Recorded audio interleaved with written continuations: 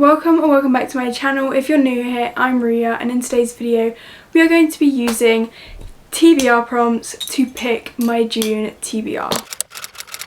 As a huge mood reader, I don't tend to stick that strictly to my TBRs that I pick out, so I just kind of do it for fun, which means I only do a smaller TBR rather than an 8 or 10 book TBR. We'll be picking only 6 prompts for this video. I think 6 books is like a good amount for me personally. I don't ever really get through my entire TBR, so I just tend to stick to something a little bit smaller. I hope you enjoyed this video. If you do, like, subscribe, let me know, and we will just get straight on into picking my TBR prompts. The first prompt for my June TBR is intriguing first sentence.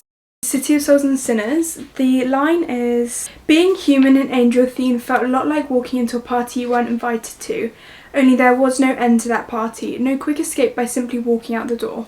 I like that. Let's look at the others. Okay, I think for this prompt I am going to stick to City of Souls and Sinners by Kayla Edwards because I am really looking forward to reading this book. I recently read City of Gods and Monsters by her and I really loved it. I really enjoyed it and I can't wait to see where the story goes from where it ended. I know lots of people compare the first book to Crescent City, but I've heard that after City of Gods and Monsters the series takes a different path, so I'm really excited to see how it continues on from City of Gods and Monsters. And plus the back sounds really good. It sounds like it is going to go to a really interesting place, and it definitely doesn't sound anything like House of Sky and Breath, which I actually didn't enjoy. So our second prompt will be, oh my god, I keep picking like a bunch and not just one. A book set outside the UK. I mean, it's ice hockey, and we don't get a lot of ice hockey in the UK. Okay, Book Lovers is set in North Carolina. I'm gonna pick Book Lovers for my second prompt, just because it says on the back, and I do really want to pick this up. I feel like some of these you don't actually know if they're set on Earth.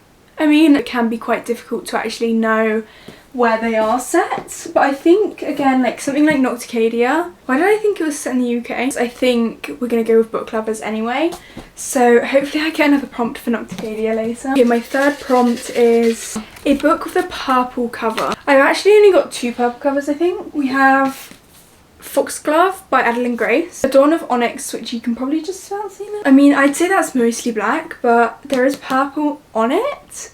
Where you look, you can't really see it. I am going to go with Foxglove just because the entire base of this is purple, and with this it is kind of just the purple butterflies or moths. And I feel like that's not really a purple cover, is it? On to our fourth pick. Newest addition to TBR. The Night and the Moth was delivered yesterday. My most recent purchase, Nocticadia and A Dawn of Onyx, and I would like to read both. I am going to pick Nocticadia for this one. Now we can move on to my next, my fifth. A book with a person on the cover. A book with a person on the cover. Begborough Still, I do really want to read this. They don't work. That one would. So, I mean, does that work? I don't know. It's just like part of the body. I think we're going to go for Begborough or Steel by Sarah Adams. This obviously has 2 people on the front. I mean, I'm really excited to read this. I haven't read Practice Makes Perfect yet, but I do really want to get around to reading and continuing this series. And I don't have Practice Makes Perfect, so I'm going to read this one, I think. That is my 5th book picked. And now we're on to our last TBR prompt. Start a new series. Okay. That gives me a lot of power.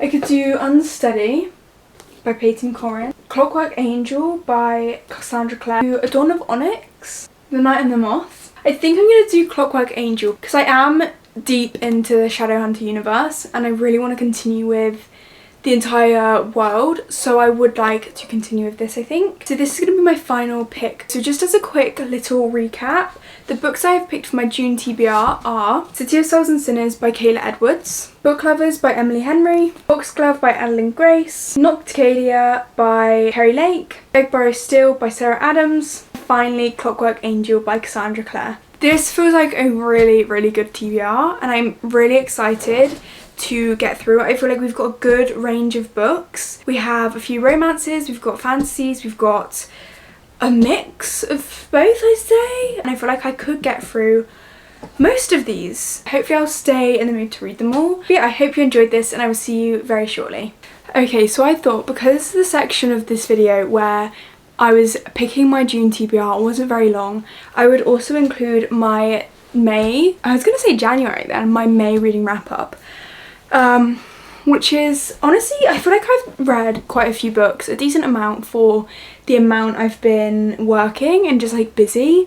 So yeah, I'm fairly pleased with the amount I've read, and I just feel like I've had a generally good reading month.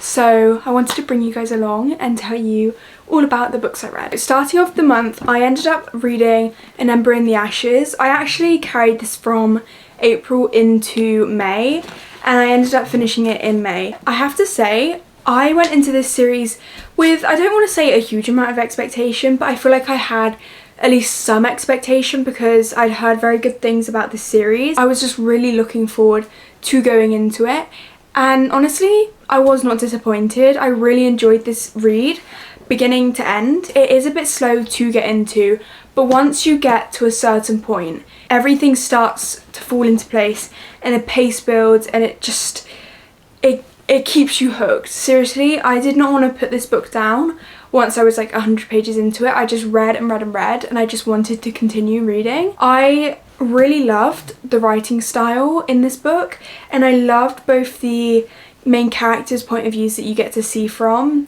and I feel like these characters are just really likeable. I do think the story is quite unique, and I just found it really, really enjoyable. So yeah, I think if you are thinking of going into this, don't let the bad reviews stop you, because it is really good. It doesn't feel like a young book as you're reading it, and honestly, I really enjoyed the writing style. I really loved the way Sabaa Tahir writes, and I'll definitely be reading more by her, and I'm really excited to continue this series. I think it was a good introduction into a series. It didn't overwhelm you, it just gently introduced everything to you. I'm not very good at summarising books. This basically starts when Leia's brother is arrested for treason, and it kind of kickstarts the entire journey, because she is trying to find her brother and ends up needing to gain the help of the rebellion that is currently going on in this world.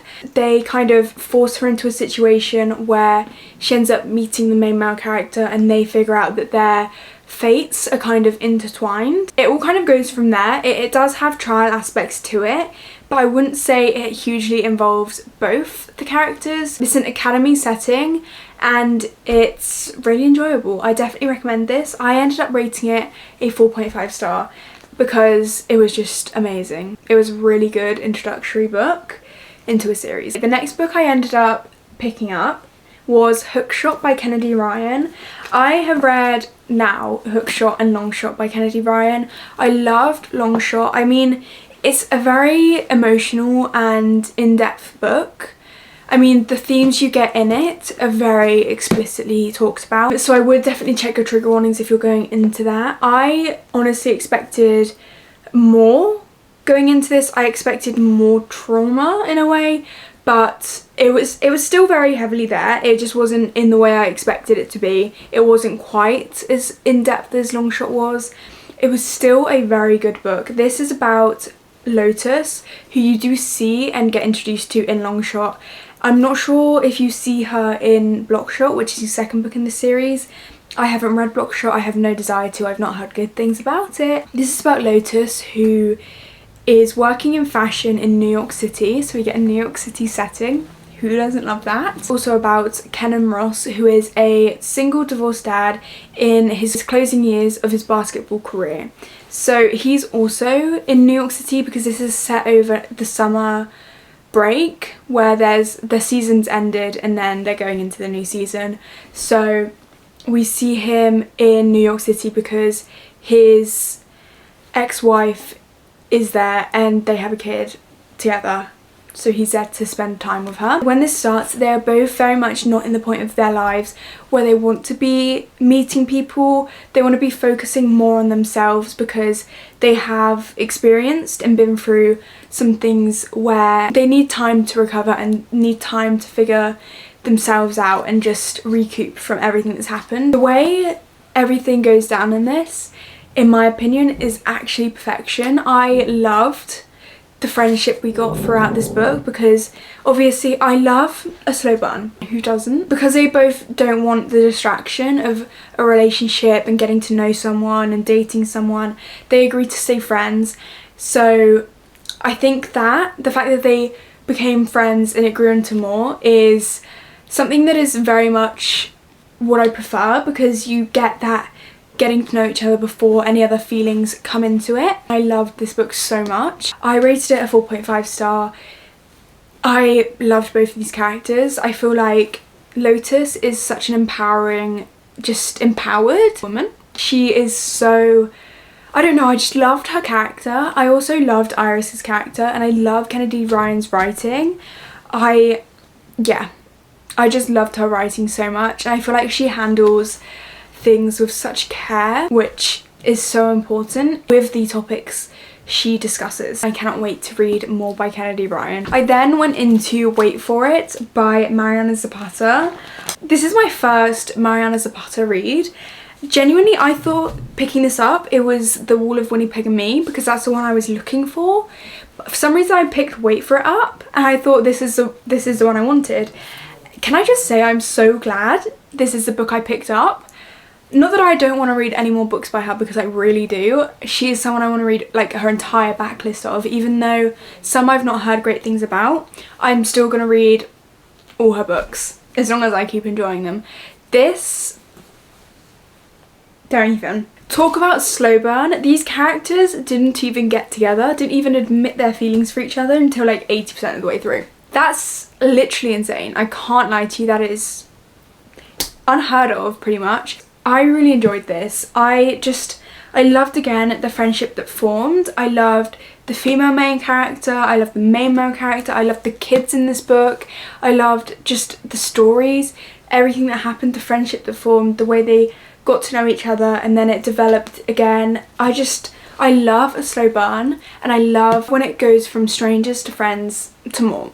It has so much more meaning, and it doesn't feel insta-lovey, and it doesn't feel like, actually, do these people have anything in common? This has got to be a contender for my favourite book of the year, my favourite romance of the year. I, again, loved all the characters in this. The female main character,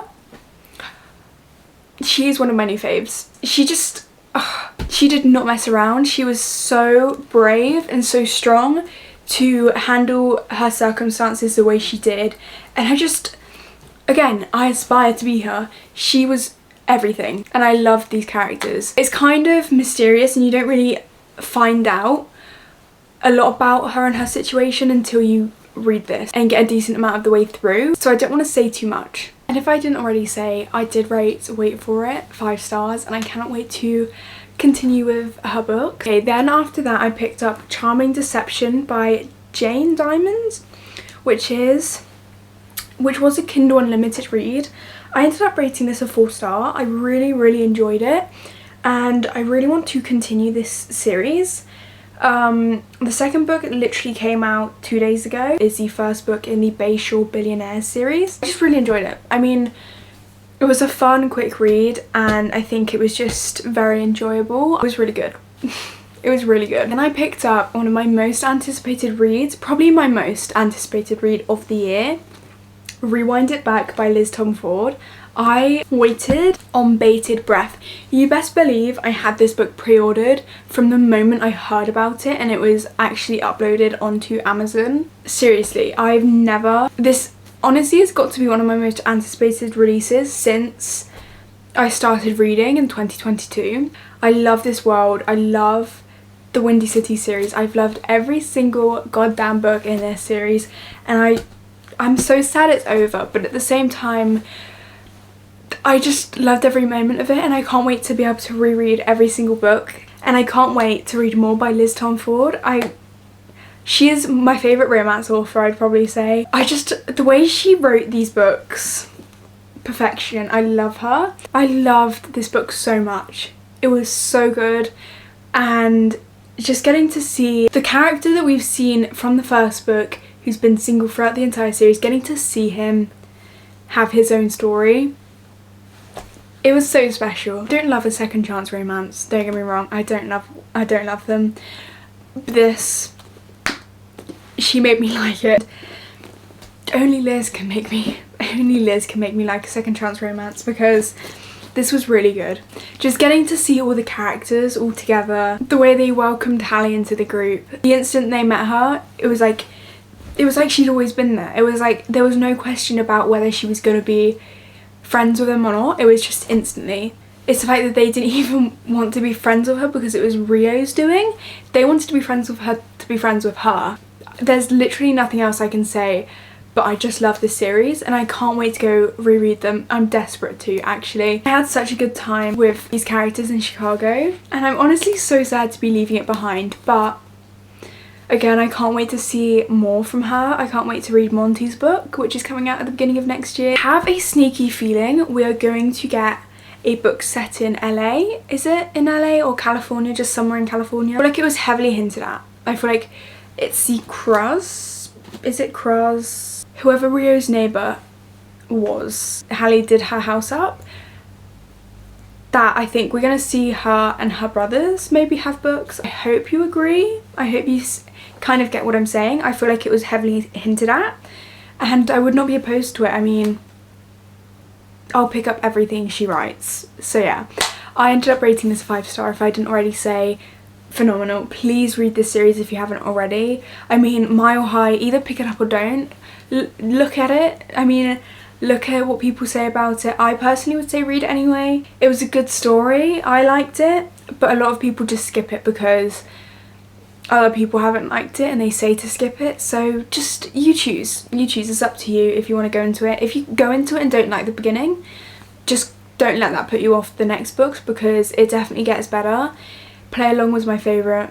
This was a perfect ending to a series. When you are writing a series and you're closing it off with a final book like this, there is so much pressure, especially after Play Along and how well loved that was, for it to do well. So I think everyone was pretty pleased with this, and I think she did a really good job at closing it in the perfect way. Then I went into A Torch Against the Night by Sabaa Tahir. I was so excited to continue this series, and honestly I'm so glad I did. It was such a good second book. The first like 100 pages, I read them in like 10 minutes. I'm not a particularly fast reader, don't get me wrong. This, I couldn't put it down. I will say the middle got a bit slower and then the ending definitely picked up, but it was still good even though it was a bit slower. I feel like this story just had me in its grasp and I really enjoyed it. I'm also very excited to see where it goes now, because the way it ended left a lot of room for questions and just seeing where it goes next. I mean, it doesn't really have a direct path, I'd say, but I feel like there could be so many different potentials. I'm so excited to see what Sabaa Tahir does with it. I then listened to Out of the Woods by Hannah Bonham Young. I tried reading this and I wasn't really into it. I actually feel like listening to it was better than reading it, just because I wasn't completely into this story. And I mean, it wasn't great. It wasn't my favourite book ever. It wasn't like Out on a Limb. I didn't enjoy it as much, but I still did really enjoy it, and I feel like I definitely don't regret listening to it on audiobook. I think I would have enjoyed it more than reading it like that. So yeah, I don't know if the story was necessarily needed. I rated it a 3-star. It was a decent read.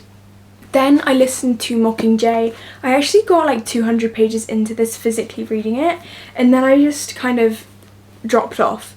So I decided to listen to it because it was on BookBeat, and I actually feel like I listened to the rest of it a few days ago, and do you know what, the part where they're actually in the capital and everything happens with Boggs and Finnick, it was really sad listening to it. I feel like it had more impact on me than it would have reading it. I don't know how to describe it, but it was very good. I really enjoyed this book. I did actually really like the audiobook. The more I watch and read these books, the more the last 2 movies and the last book grow on me, which is strange because they were my least favourite, but now I think the first one is actually, the original is actually my least favourite. I really enjoyed this, especially as an audiobook. And then the final book that I actually finished reading yesterday was Nocticadia by Kari Lake.